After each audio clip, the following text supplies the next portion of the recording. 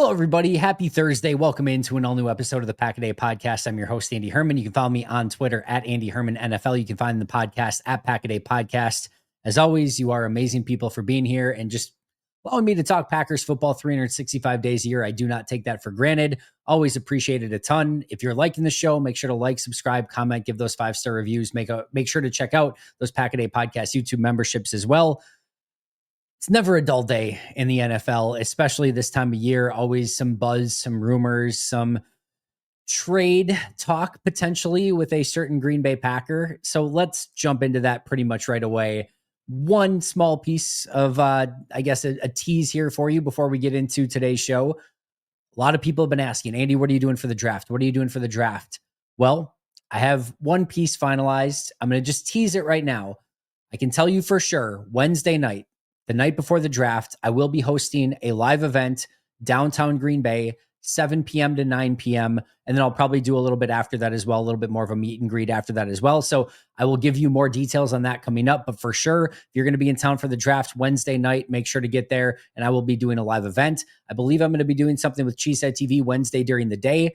I'm also planning to try to do something Saturday night after the draft, as well as sort of a live event, a recap of everything that happened. So I'm hoping to finalize that, but a lot more news to come. But for those of you who are looking for some sort of live event with myself and obviously, doing a live Q&A and those sort of things, Wednesday night for sure, 7 p.m. to 9 p.m. downtown Green Bay. More info to come. And then I'm also working on something Saturday night as well. But I will keep you posted on everything I'm going to be doing the week before. Also, Aaron Nagler and I are going to be at the Wisconsin Timber Rattlers game. I'll be providing the link for that as time goes on as well. So lots of really fun stuff coming up. But on to our main topic of conversation right away. We're going to do things a little bit reverse today. Main topic, and then we're going to go over the NFL Player Association grades, what those mean, and then we'll get to a couple of miscellaneous things at the end. But we're going to get to the meat and potatoes of this right away, and that's Jaire Alexander. And the Green Bay Packers are actively engaged in conversations to trade Jaire Alexander, at least per Ian Rappaport. This was the tweet. The Packers have had trade conversations centered around star cornerback Jaire Alexander, and they are open to moving him for the right price. Alexander, still just 28 and a two-time Pro Bowler, is considered to be the most decorated cornerback available. All right, lots to get into here. The first thing I want to make, I guess, somewhat clear here, but I'll also say, I don't know this for sure, but usually, all right, just peek behind the scenes. Usually how this stuff works, and most of you, of course, I'm sure already know this, is how the Rappaports, the Schefters, etc. of the world get their information is they have connections, they have contacts. And usually there's a little, hey, I'll do this for you, you do this for me, involved in that.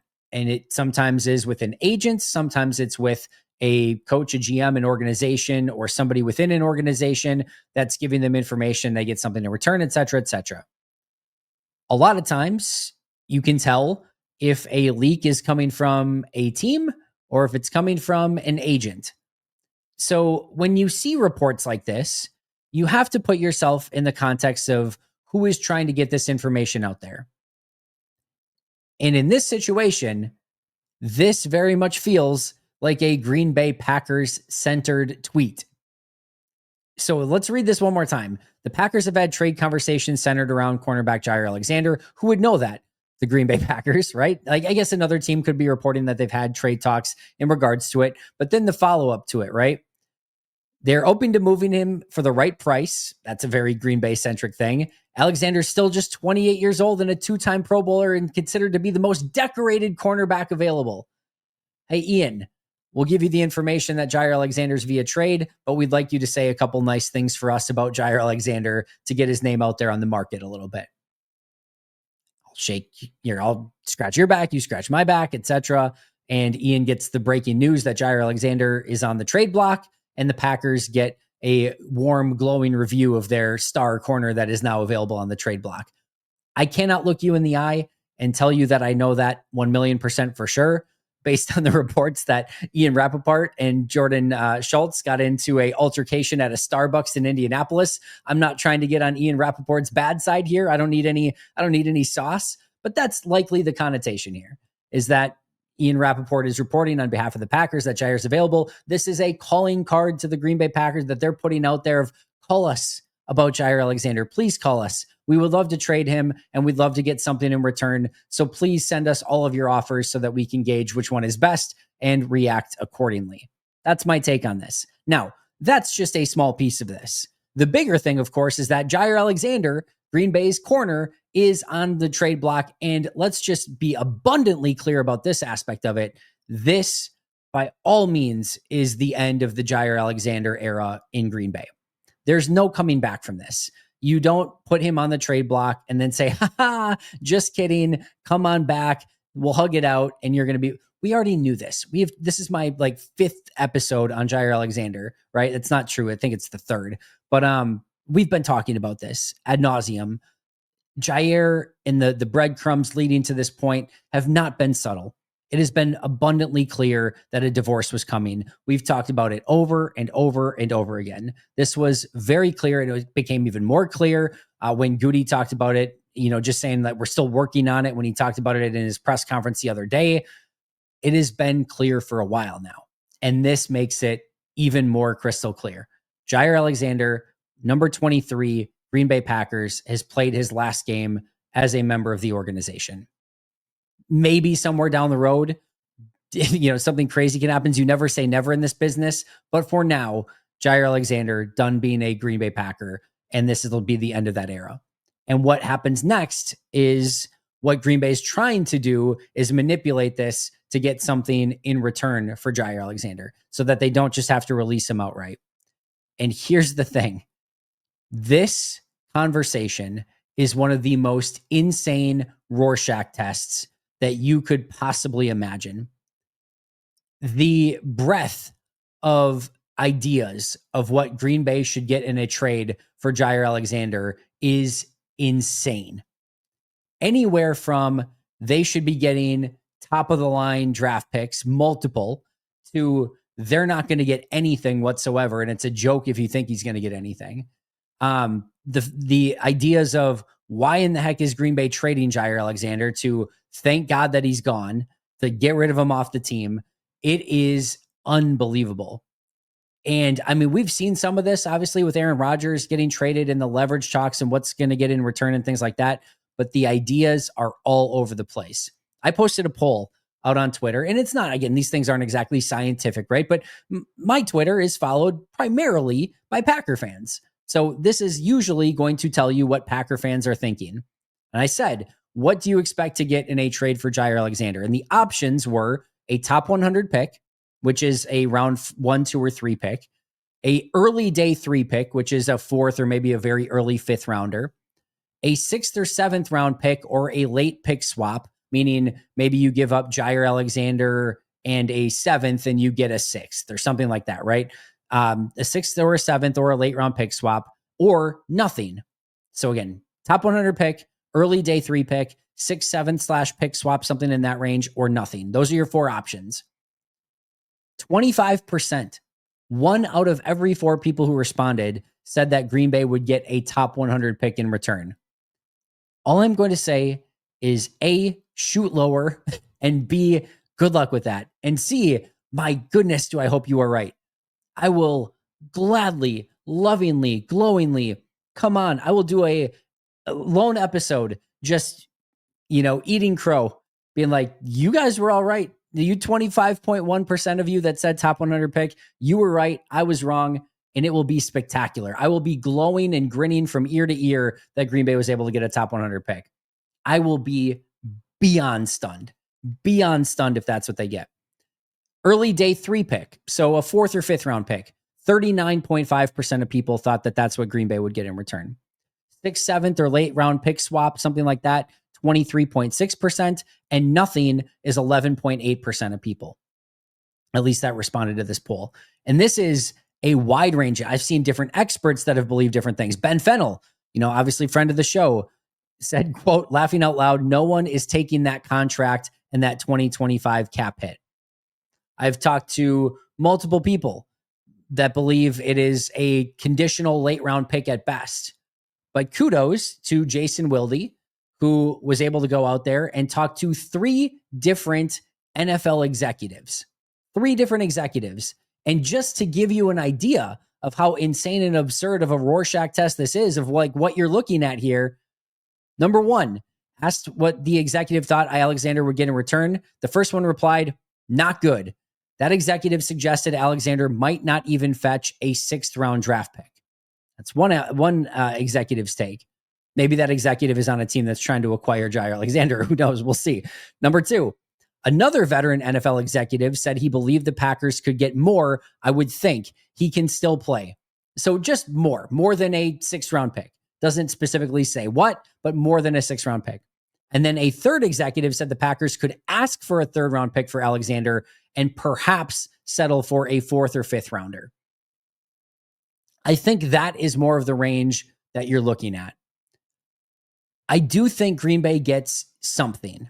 Okay. I don't think, and this is actually a change for me. All right. The last time we talked about this a couple of weeks ago, my exact words, I actually want to make sure that I have it here because I have my notes from the last time we talked about this. My exact words were, or at least in my notes, it was, where do we go here? Expect nothing, hope for something. My guess is he gets cut. My hope is that it's a conditional 6th round pick. So like a 6th that could turn into a 5th. All right. So I'm actually changing it a little bit. All right. The more I think about this, I do think that they get something, but I think right around that conditional 6th or 7th round pick is right around what Green Bay is going to get in return. And we'll go over why throughout the course of the day today. But I do think they get something. I do think some team is going to be willing to give up some late round draft choice to get him on their team. And that's where I think this is. But the fact that it is a unbelievable, widely differentiated viewpoint of this from fans, from executives, from people who cover the team, it is pretty crazy. But I will say from the people that I've seen that cover the team are far more in the range of don't expect much, expect it to be something small, if anything. That seems to be the overarching feel from, Wendell Ferreira, Aaron Nagler, myself, Ken Ingalls, etc. That seems to be the overarching thought. Justice Mosqueda, etc. All right. And Ben Fennell as well, who said doesn't think he's going to get anything, right? Interesting dynamic. And how this plays out is going to be very, very interesting. As we've talked about, this has not been something that has come, out of nowhere. Missed time, suspensions, more injuries in 2024, frustration on both sides. Jaire at the end of the year saying he doesn't know if he's going to be on the team, didn't want to talk because he didn't have anything positive to say. It just has been right there for everyone to see for some time now. And I've said it before and I'll say it again. I don't think this is something that there has to be a bad guy here. I think sometimes these things just happen. Sometimes you just fall out of love, right? And with Jaire and the Packers, it just feels like Green Bay needs to go in a different direction, find a new corner, somebody that's going to play a little bit more, be a bit more reliable, and go with that. And for Jaire, it feels like he's lost a little bit of that mojo, needs to get it back, needs a fresh coat of paint, needs something new. Sometimes that's all you need, just a little bit more spice. Maybe he gets that somewhere else. It just feels like it's time for both. I don't think there's a bad guy here. I don't think the Packers are doing anything irresponsible. I don't think Jaire's, again, trying not to play or anything like that. I just think it's time to go in different directions for both sides. As far as that missed time goes, 20 missed games in his last 34 games. So he's missed 20 of his last 34, missed 34 of his last 68. It's 50%, right? It's actually, if you add in like the Bears game where he played 10 snaps, it's actually like one less because he barely played in that one. So it's like he's playing less than 50% of the games over a 4-year period of time. It's an unbelievable, just way of looking at it of how much time he's missed. There's been that disconnect. His run defense and tackling have not been the same. My grades have gone significantly down since that initial shoulder injury for whatever that's worth. And then, of course, you've got this big contract as well. We've talked about the contract in the past. $17.5 million on a 1-year deal is what you're basically looking at for this contract. All the bonuses are already paid out. It's just the base salary and the workout bonuses and the per game incentives and things like that are left. That will come to $17.5 million. And again, the question that you have to ask yourself, from a Packers standpoint, is Jaire on a 1-year deal worth $17.5 million? And what we don't know is if maybe that's not even the thing. Maybe just some of this disconnect between the organization and Jaire is what's causing this problem. Maybe it's not even the lost time. Maybe they see Jaire fighting back and wanting to play, and that's not even the issue. Maybe it's some other stuff. Maybe it has nothing to do with that, and it's just the playing time stuff. We don't know for sure, but we know that Green Bay is willing to trade him, which tells us something has gone wrong. The clear and obvious one is the playing time. $17.5 million for good Jaire, like the corner, DJ Reed, right, for the Jets. Good corner. Jaire, non-prime Jaire Alexander, the Jaire Alexander we've seen over the last, few years or whatever, when healthy, is very clearly better than DJ Reed. There's no question about that. And DJ Reed's going to be one of the highest paid free agents on the market, and is probably like a top 5 free agent in this class. Jaire Alexander would be better than that if healthy, and would easily be worth a $17.5 million deal. Okay, on a 1-year deal. There's no more guarantees on the base salaries left. And any team trading for him would take on this 1 year, $17.5 million. It's actually a 2 year, $34 million, 2 year, 37, 2 year, $37 million, but $17.5 million this year. And then again, you get to decide. It's basically a team option next year because it's non-guaranteed. It's not a terrible contract if he plays.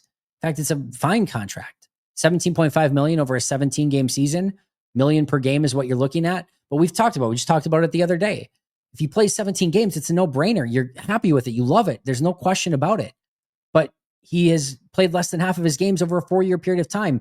What you're doing here, and I see people upset, why are you trading away Jaire Alexander? He's your best corner. You need him come playoff time. He hasn't been available come playoff time. This is nothing more than input-output, putting it in the algorithm. You look at Jaire Alexander and you say, you're going to give $17.5 million for 17 games, and the algo is going to point out, absolutely, no question about it, take it, we want it. You put in the factors of he's missed 50% of his games over a 4-year period of time. He's missed more than 50% over his last 34 games, 20 out of his last 34, 20 games. He's played 14 of his last 34 games, 14 of 34. 13 if you include that Bears game where he barely played 11 snaps or whatever and should not have been playing in that game. 13 of 34, basically. That's an absurd number. And I'm not blaming Jaire here. Sometimes this stuff just happens. But you add on top of that, that's in the prime of his career. The portion of his career where you should have fewer injuries. As he gets to 28, 29, 30 years old over the next couple of years, you're expecting probably more wear and tear, more breaking down, more injuries, which usually happens with players like this. He's not the most physically built guy in the world. It's not to say he's not an unbelievable athlete. He is, but it again gives you more reason for concern as well as he continues to take hits and, try to, tackle, players like Derrick Henry in the open field, etc. Like it can wear you down. And we've seen it be a problem. We've seen a variety of different issues. So the algorithm it's just math. It's just numbers at this point. You're just putting in, hey, Jaire Alexander, $17.5 million contract, has not been able to stay on the field. Your estimation is going to be, we think he's going to play 8 games. Like that, you have to input that into your decision making. You like, if you're just going and saying, yeah, we think he's going to play all 17, we're good to go. What are you basing that off of? That you might as well go play the roulette table. You're just gambling at this point. The honest way to do it, if you're trying to make an evaluation, is to input the numbers and say, here's the injury history. It usually gets worse with age. What is the expected outcome of how many games he's going to play? And the expected outcome has got to be somewhere around 8.5 games at best. So if that's the case, are you going to pay $17.5 million for 8.5 games, 8 games, whatever it might end up being? You probably shouldn't. That's a huge contract for 8 games, 8.5 games, whatever it ends up being. And that's what goes into this decision. It's not just that he's a good corner. If you knew he's going to be healthy, if there were these signs that he was healthy, it's an easy decision.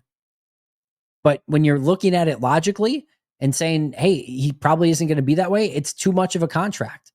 And then you have to add on top of it, if you are able to get something in return, because I saw somebody post this, right? Like, why would I not want Jaire for 2 years over a 3rd round pick? What am I going to do with a 3rd round pick? All right. What possible am I like if my choice is Jaire or a 3rd round pick, give me Jaire Alexander. Okay. I understand where you're coming from. I understand the line of thinking. Here's the cost analysis of what you have to do here. $17.5 million just this year. Let's screw the second year in its entirety. That's in the future. It's non-guaranteed. You can get off of it or you can take it if you want. That's a future decision, right? Right now, your decision is $17.5 million for Jaire Alexander. Do you want $17.5 million for Jaire on 1 year, knowing that he's had all these injuries and you're basically playing some sort of gambling game or roulette or whatever you want to call it to decide that you think he's going to play enough games to pay off a $17.5 million deal? But add on top of that, the cost of what you could go get in free agency by spending that $17.5 million on another player, and whatever draft pick that you're getting in return, even if it's a 5th round pick, 6th round pick, 7th round pick, that's also a piece of the equation. So would I rather have a Jaire Alexander that I cannot count on, that I don't know if he's going to play, that when push comes to shove, if there is some sort of injury issue, he probably is not going to play? Not blaming Jaire. Not blaming Jaire. I have no idea what level of pain and anything that he has been going through or risk of re-injury. No idea. Can't judge that whatsoever. Don't want to judge it whatsoever. Too much judging. Don't care about judging people. All we can go is based off of the facts. And the facts is that he hasn't been able to play, and you are potentially getting $17.5 million back plus additional compensation if you can find a trade. Give me the $17.5 million and the additional draft capital, even if it's a 6th or 7th round pick. Give me that over what I cannot count on. As a general manager, as a head coach, what you want is, constants. You don't want variables. And right now, Jaire Alexander is a constant variable. It's what you generally don't want in your locker room. That's not what you want from week to week. You want consistency and you want constants. You want somebody that you know you're going to be able to count on more often than not. And Jaire Alexander, whether it's been via the 1 week suspension that he got, the multitude of injuries, just disagreements and frustration that's been there, it's a variable. It's a constant variable. It's a wild card. And you don't know when you're trying to input of like, what is he going to give us? It's the computer's going to input unknown. It's like the magic 8 ball is just going to say, please shake again. We don't know. So, or destination unknown, or whatever it is. You want to be able to plot it out a little bit better and know that you can, and it's not to say that anything's a guarantee. You could go spend that $17.5 million on a new corner and you could come in and tear his Achilles or pop his Achilles or tear his ACL, whatever, on day one. These things can happen. But Jaire is just, again, it's too much of an inconsistency. It's too much of a variable. It's too much of a wild card. And I can understand why Green Bay does not want to go through with that when you're paying an exorbitant amount of money. That's the easy part of this. It is a computer equation, and the computer is going to spit out probably time to move on. One more thing on top of that, for those of you that are saying, keep Jaire Alexander, it's worth the risk, you might end up being right. Jaire this year could go out, find a new team, play 16 games, 15 games, 14 games, 17 games, whatever it ends up being, play like a second team All-Pro, somewhere in that range, Pro Bowl player, and Green Bay might get, a 6th round pick in return that doesn't even make the team. You easily could end up being right. But we don't have the benefit of knowing what's going to happen next. We don't get the benefit of hindsight. We can only look at this with the logical lens of what we've seen so far and what we have to sort of predict is going to happen in the future to the best of a GM's ability, right? And it's really hard to look at the body of work over 4 seasons for Jaire Alexander and say what this has shown is it's going to equate to a 17-game season that looks awesome. It's just very unlikely.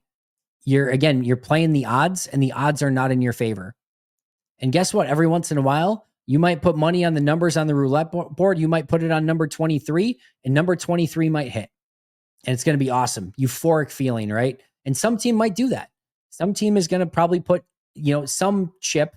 It might just be a 7th round chip, a little, $10 chip on 23, and it might come up huge. And maybe that could have been Green Bay. Maybe Green Bay could have bet on him for one more year. But take the injuries aside, it has felt like a relationship that has not gone the way that you've wanted to. There's been a decline on the field, and it probably seems better again for every side to move forward in this situation. And I know there is a lot of love for Jaire out there, understandably so. Say it once again, I don't think he's a bad guy in this scenario. I don't think the Packers are a bad guy. Just think it's one of these business decisions that's probably best for everyone involved. So yeah, as far as then we kind of get into the trade value conversation, what can Green Bay get in return? Well, we just talked about all this stuff as to why Green Bay would want to move on. It's going to be those exact same things as why some team may not be willing to give any sort of significant trade compensation. There's some reasons you would. Let's start there. Let's talk about the positives here. It's a non-guaranteed deal. So you're going to trade for him, and everything on that deal is non-guaranteed that the team acquires him for.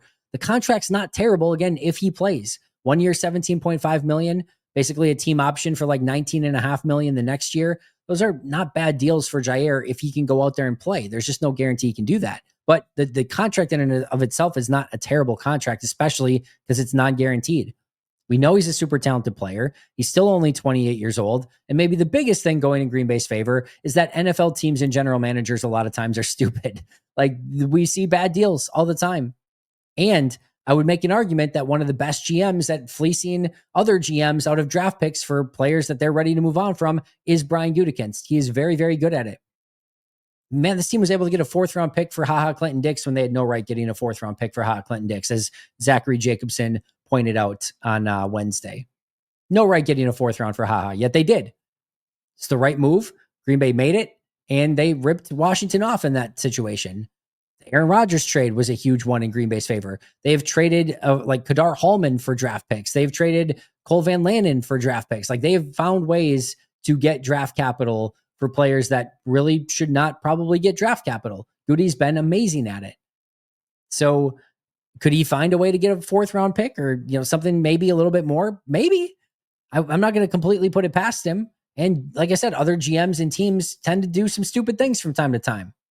So maybe they can find a way to fleece some team out of a premium pick, and we can all be overjoyed about it. But they're going to look at a variety of different things. And when you're normally looking at a trade, what you're looking at is talent. All right, well, Jaire is clearly a very talented player. There's no question about that. Age, he's 28 years old. Still should be in the prime of his career. Injury history, ooh, okay. Well, we talked about that. That's not ideal. Recent play's been good, not great, not elite, not Pro Bowl caliber, but he's still a good corner. There's zero question about that, right? Like, if you had a game today, any of the 32 teams would have Jaire in their starting 3 of corners. Every single one. 32 out of 32. He's still a very good corner, right? So, like, there's not a question about that. His recent play has been good, but it's not elite level, all right? So we have to understand that as well. The contract is fine if he plays, but it's too much if he doesn't play enough, right? That's where you sort of get into this interesting situation. Of course, then there's the negotiation process. Who else is bidding for Jaire Alexander? What sort of need do you have at corner? What available players are out there at the same position? Those are all things that are going to factor in to a potential market for Jaire Alexander. What the biggest things are probably that injury history, the teams knowing that Green Bay is going to move on from him and not wanting to take on that contract, knowing that there has been that injury situation or situations. That's what you're probably looking at. So I will say once more, don't expect a ton. And if it ends up being something more, it'll be a happy surprise. But this is a very complicated situation. It's not necessarily in Green Bay's favor, but they do have a good corner that some teams might want. And that's not nothing. And hopefully Goody can take this potential nothing situation and turn it into something, even if it's less than maybe some people are hoping for. But for those of you that are hoping for a top 100 draft pick or some big time player or some unbelievable move in return for Jaire Alexander, I would just pump the brakes a little bit, lower those expectations. Don't expect it. Happy to be wrong. We'll sing all of your praises and we'll gladly call out my L if it ends up being the case, but do not expect it at all. And would be pretty stunned if it ends up being anything in the top 100 of the draft. All right.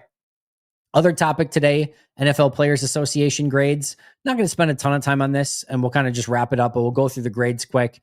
Overall, they were 7th in 2023. They were 7th this year. They were 3rd in 2023. So they went from 3rd overall ranking to 7th.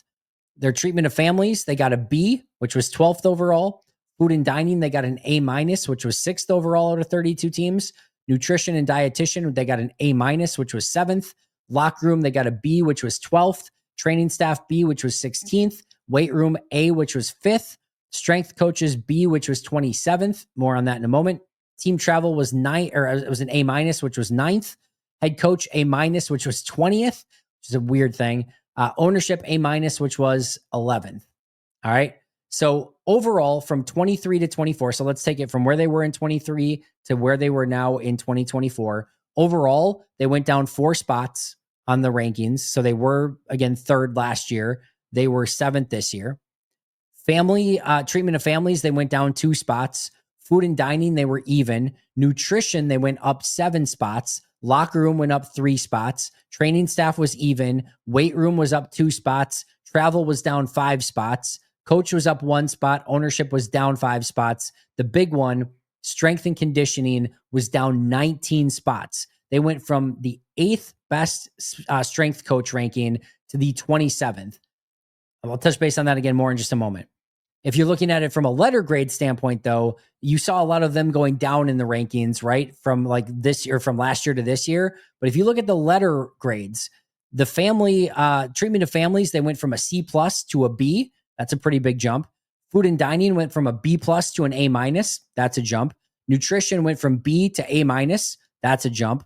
Locker room went from B minus to B. That's an upgrade. Training staff went from B to B, so stayed status quo. Weight room went from A to A, stayed status quo. Team travel went from a B plus to an A minus. That's a step up. Head coach went from a B plus to an A minus. That's a step up.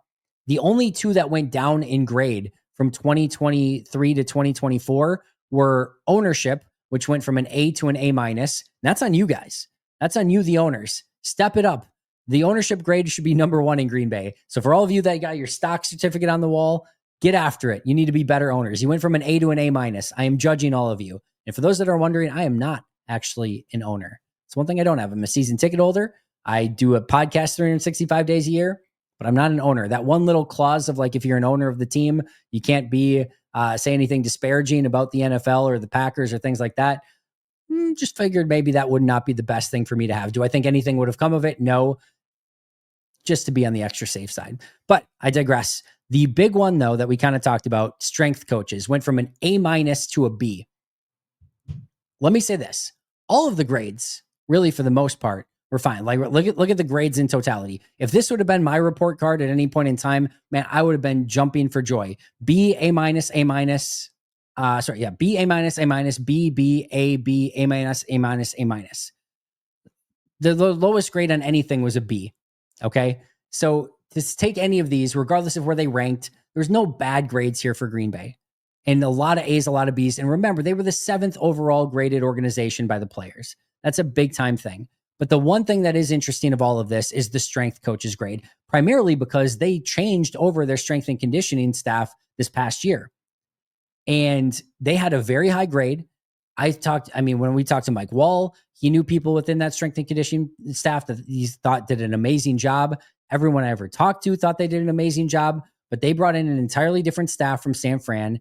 And the interesting aspect here is that the players clearly were not a fan of that transition. Maybe it means nothing.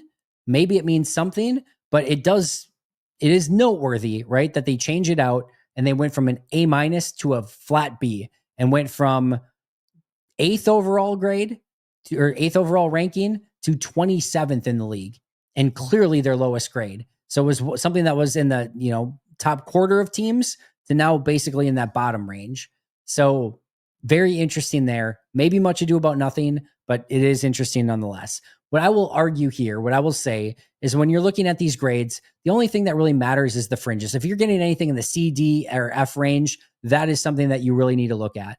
I think anything that's a B or better, I don't think really moves the needle one way. Yes, if your strength coaches went down significantly, you probably want to look at that. I think that's what's the most interesting. If head coach is an A minus, but it's 20th overall, I don't know if that even tells you anything. I honestly don't think it does.